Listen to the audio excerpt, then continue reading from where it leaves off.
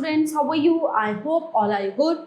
Today let me start SST chapter number 15, the judiciary, यानी कि न्यायतंत्र. Judiciary and its importance, मतलब न्यायतंत्र होना क्यों जरूरी है, इसके बारे में हम आज पढ़ेंगे. Okay, judiciary is the organ of the government which decides the disputes of the individuals according to law, give punishment to those who break the law and award punishment according to law. Okay, बहुत जरूरी है न्यायतंत्र का होना, क्योंकि ये नहीं होगा तो क्या होगा, लोग जैसे चाहे वैसे करेंगे, एक दूसरे को परेशान करेंगे, रहना मुश्किल हो जाएगा. ठीक है. It also decide disputes that arise between the people and the government and between the states and the centre of between the states themselves. In any democracy, an independent and impartial judiciary is an absolute necessity. It safeguards not only the rights and liberties of the people but even the democratic setup itself. It is also the guardian of the constitution, which is the supreme law of the land. It enforces the laws in the dispute before it. So interprets the law and gives a new dimension to the existing law. Indian judicial system कैसा है अब यहाँ का जो न्यायतंत्र? India has integrated a judicial system which has a pyramidal structure. At the top is the Supreme Court of India. In the states, the highest court is the High Court. The district and lower courts in the states are under the High Court. There are no separate courts of the Union and the states of enforcement of their respective laws. So the Supreme Court of India, the Supreme Court is located in Delhi. It is the highest and the final court of law in India. It is responsible for the protection of the constitution and the rights and the liberties of the people. जो supreme court है वो जो है दिल्ली में है और ये सबसे ऊंची जो है अदालत है. ये जिम्मेदारियों को अच्छे से निभाती है, प्रोटेक्शन संविधान को जो है कैसे चलाना है, सही तरीके से संविधान के अनुसार कैसे चलना है, इस चीज को तय करती है. ठीक है. Composition, the supreme court consist of the chief justice and 33 other जजेस. द नंबर ऑफ इट जजेस is fixed by the parliament. This number may be increased by an act of parliament. So chief justice and other justice यानी कि chief जो वो होता है न्यायाधीश और जज. Chief Justice had the Supreme Court. He is appointed by the President of India. Okay, so other judges are appointed by the President in due consultation with the Chief Justice of India. Okay, so the qualifications essential to become a judge of the Supreme Court are as follows. He should be a citizen of India and he should be an advocate with at least 10 years experience, or a judge of the High Court for 5 years, or a distinguished jurist in the opinion of the President. Terms of office. The judges of the Supreme Court retire at the age of 65 years. If found guilty of misuse of authority, they can be removed from their office by the President. Jurisdiction powers of the Supreme Court. The Supreme Court has 3 kinds of jurisdiction, i.e. power to give judgment, give as under original jurisdiction. In certain cases, the Supreme Court is the sole authority to discharge the function.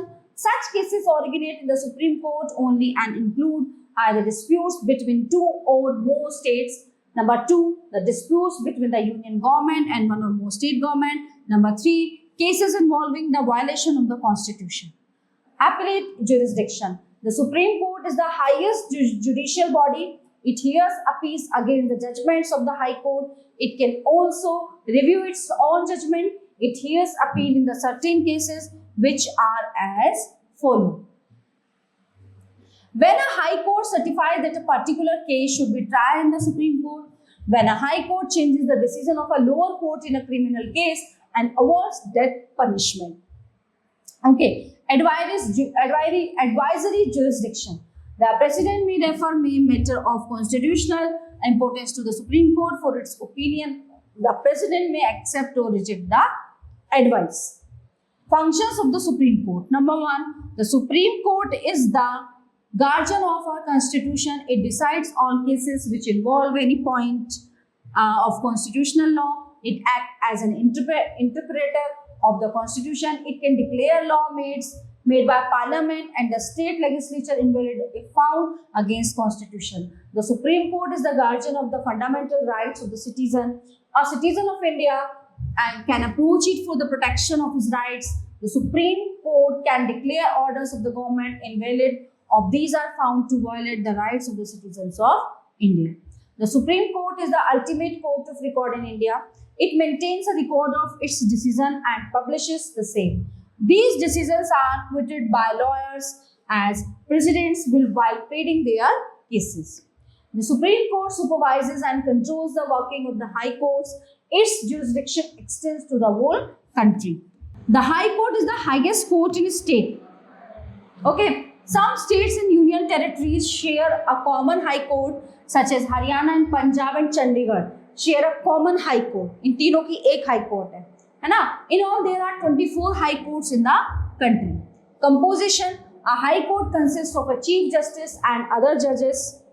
The number of judges depends on the size of the state. The Chief Justice is appointed by the President of India in consultation with the Chief Justice of the Supreme Court, and the Governor of the state concerned. Other judges are appointed by the President of India in consultation with the Chief Justice of India.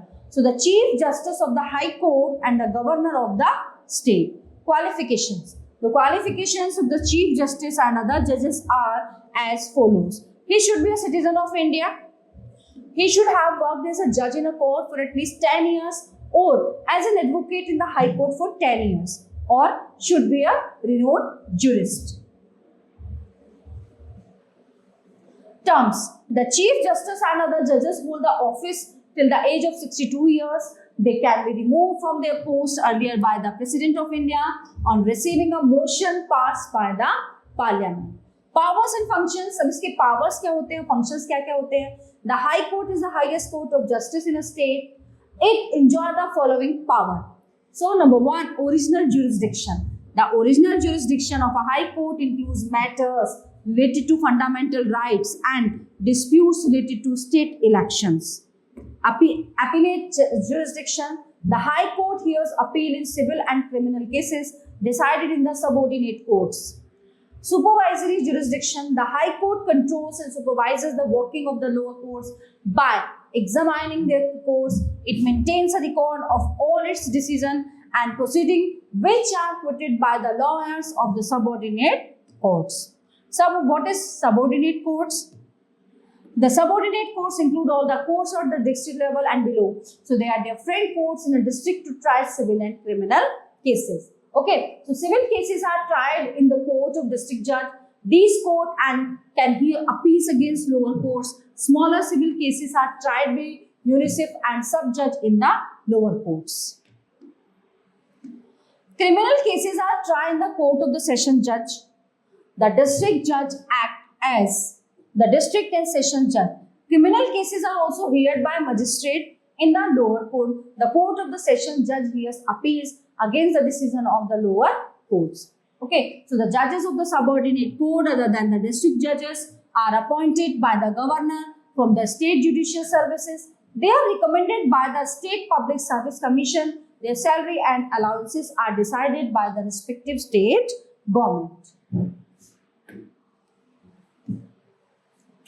लोक अदालत: कुछ ऐसी ये लोक अदालत वो होती है, कई बार हाई कोर्ट सुप्रीम कोर्ट नहीं जाना पड़ता, जो लोक अदालतें बैठती हैं उनमें सॉल्यूशन हो जाता है. The legal process in our country has become lengthy and expensive, है ना. हमारा जो लीगल एक्शन है जो लिया जाता है वो बहुत ही क्या है, लेंथी है और बहुत ही एक्सपेंसिव यानी कि महंगा है. वकीलों को बहुत पैसे देने पड़ते हैं. ठीक है. In order to save both time and money, समय और पैसे दोनों को बचाने के लिए क्या लगती है जगह जगह Lok Adalat. People's court have been established. These are voluntary agencies. This system has simplified the legal procedure. The Lok Adalat are presided over by retired जजेस. जो रिटायर्ड जज होते हैं ना उनके अंडर लगती है. ठीक है. The disputing parties present there case and the matter is settled without a pleader. The judgment of the Lok Adalat is deemed to be a decree of a civil court. The Lok Adalat have proved very effective in providing speedy and cheap justice to the common people. The first Lok Adalat held in Delhi in 1985 decided 150 cases in a single day. एक दिन में 150 case जो है solve किए. Thus these Lok Adalats have lightened the burden of other courts as well. तो क्या होता है जब यहाँ पे मसले हल हो जाते हैं तो जो अदालतें हैं, जो हाई कोर्ट सुप्रीम कोर्ट है, वहां नहीं पहुंच पाती बहुत सी चीजें, तो वहीं पे सॉर्ट आउट हो जाती हैं. The Lok Adalat are like panchayat and these make efforts for mutual agreement and compromise. The following types of cases are more suitable to be taken by them. Cases of compensation like those arising out of accidents, family disputes like those of separation, divorce, custody of children, guardianship, debts, family, partitions, property given at the time of marriage, maintenance, etc. Landlord tenant cases, enhancement of rent, ejectment, subletting, non-payment of rent, maintenance of rented premises. Main types of judicial cases. Judicial cases may be broadly classified into two types, civil cases and criminal cases. There are some distinctions between the civil cases and criminal cases which may be stated as below. Civil cases are concerned about private rights, okay, whereas criminal cases are those wrong committed against the community as a whole. Civil cases include trespass, negligence, breach of contract, matrimonial cases, etc. While cases of serious nature such as murder, criminal conspiracy, cheating, food, adulteration, etc. are categorized as criminal cases. So, the remedies and procedure for civil and criminal cases are different. The remedies for civil wrongs include claim for compensation or specific performance or injunctions and such other remedies. The remedies in criminal cases, on the other hand, include awarding punishment to the guilty and to compensate the victim for his or her grievance under specific circumstances. Many civil cases are settled out of court by the involved parties, but such is not the case with the criminal cases because they are the state it also involved. Difference between the role of the court and the police. The court and the police together play a vital role in the administration of justice, but their role is quite different from each other. Okay, so role of the court. As discussed earlier, the court play a vital role in the administration of justice. They try to provide justice to the people and punish the guilty. From the lowest district court to the highest Supreme Court level, these courts try to verify the fact closely and hear the arguments of both parties. So, appellant and the respondent supported by witness. Okay, so after the close examination of the whole case, they give their judgment. If either of the parties is not satisfied with the judgment, it can go in appeal to the higher court. है ना, अगर वहाँ पे हम satisfy नहीं हो रहे. Besides deciding the case of the individual, the court also play a vital role in the administrative setup of the country. In the following ways, they act as the custodian of the constitution. They protect the fundamental rights of the citizens. They keep a check on the power of the legislature and executive. So they can declare certain law as ultra-virus and unconstitutional. They decide the center-state disputes or disputes arising between two or more states. They advise the president to the governors on matters of law. Role of the public prosecutor. Public prosecutors are gazetted officers appointed by the state to help in the prosecution of offenders in order to keep the society free from crime. Their offices are situated in the court building. Okay, the present criminal system is based on the principle that any crime committed by an individual as a crime against society he lives in. Therefore, the prosecution and punishment of the crime is the responsibility of the state. Such prosecution on behalf of the state is undertaken by a public prosecutor. The public prosecutor is required to play an important, impartial and neutral role and help in the prosecution of all those charged sheeted by the police. It is quite a difficult task because he faces tremendous pressure from the government as well as from powerful and influential people. So the public prosecutor is expected to place all the evidences in his possessions before the court during the investigating stage until the filling of the charge sheet. The investigating agency for the or the police is in control of the proceeding after the charge sheet has been filled in the court. The public prosecutor takes over both play a complementary role in the judicial system. Role of the police. The police is an important pillar of administration. So during the colonial rule, the main functions of the police comprises of enforcement of law, maintenance of order, investigation of crime, okay, detention of criminals, arrest, collection of evidence, and getting conviction. So these functions of the police are called traditional functions. Okay, so with the dawn of independence and democracy in India, the concept of police functions underwent changes. Now the police is supposed to do many welfare functions which include service to weaker sections, women, children, handicapped, etc. as per the rules and process of law. So, for checking the efficiency of the police, some scholars have suggested various norms, some of which are as follows. Feeling of security in the society, willingness of the people to cooperate and participate in the prevention of crime, maintenance of law and order with people's cooperation, feeling of service in police personnel towards women, children and handicapped. Service by the police to the people during natural calamities, registering the FIR, prompt visit by the police on the site of incident and proper investigation. It is desirable that the state initiates a first to update the Police Act to uphold democratic values and cultures and equip the organization with the latest gadgets. First information report means FIR. The first information report is the information that a police officer receives about the commission of a crime. The following are some of the salient features of the law regarding the first information report. An FIR must be lodged in writing, duly signed, and the copy must be handed over to the informant. It is generally a complaint lodged with the police by the victim of the cognizable offence. It is not necessary that only the victim file an FIR. Anyone who knows about the commission of a cognizable offence can file an FIR. A police officer who comes to know about a cognizable offence can file an FIR himself. In time of incident, a detailed description of the incident is also very necessary. An FIR can be filed at any police station in the country. It is the duty of the police officer to send it to the police station which has the jurisdiction over the matter. When the information about a cognizable offence is given orally, the police must write it down. Every complaint has a right to ask for a copy of the FIR free of cost. There is no fixed time for filling an FIR, but it is to be filed at the earliest soon after the incident. Denial to lodge a complaint.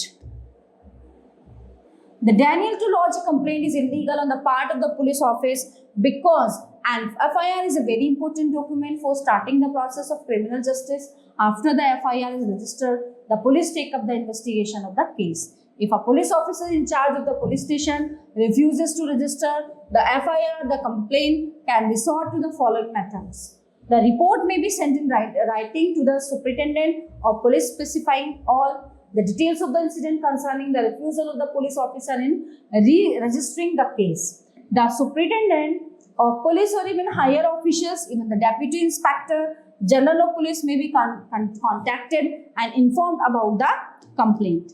Complaint before the court may also be filed. If the police does not register the case and does not take any action or does it in a biased manner, the complaint may be made to the State Human Rights Commission. Supreme Court's directive on not accepting FIR by the police. On February 22, 2006, the Supreme Court held that police cannot refuse to register an FIR or form a complaint simply on the basis of doubts of credibility of a received complaints. The bench of judges H.K. Seema and A.R. Lakshmanan quoted an earlier decision and said it is mandatory for a police officer to register a complaint of a cognizable offence and that the police could not prejudge the issue or the case. Police को कोई right नहीं है उस चीज को जज करने का. At the stage of registration of a case, a police officer cannot embark upon an inquiry whether the information is reliable or not. So the police must and have to register the complaint. वो केवल complaint register कर सकते हैं, बाकी उन्हें उस चीज के ऊपर जो है कोई न्याय देने का या कोई फैसला सुनाने का उन्हें राइट नहीं है. अगर वो वहाँ पे छोटी मोटी चीजें सुलझा सकते हैं, इट्स ओके, बट वो चीजें सीधा कोर्ट में जाती है. Okay, so the all topics are covered in this chapter here. I hope you all are very well understand this chapter. We will meet to the next class. Thank you everyone.